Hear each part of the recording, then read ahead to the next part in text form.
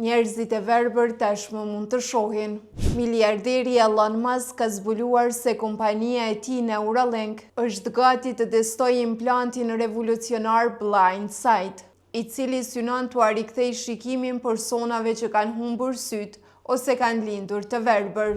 Blind Sight është një implant truri që vendoset në pjesën e trurit të quajtur korteksti vizual, zona që përpunon informacionin e shikimit tek njerëzit. Në vend që të marrë sinjalin nga syt apo nervi optik, që mund të jenë të dëmtuara, implanti dërgon sinjale elektrike direkt në tru, duke e stimuluar shikimin. Ky stimulim krijon një formë të shikimit artificial edhe për ata që kanë humbur të dy syt dhe nervin optik, përsa kohë korteksti vizual mbetet i paprekur. Ky çip, i cili stimulon zonat vizuale të trurit, ka marrë miratimin e FDA-s për testime tek njerëzit dhe është në fazën fillestare të testimeve. Pajisja ka marrë statutin pajisje revolucionare nga administrata e ushqimit dhe barnave në SBA.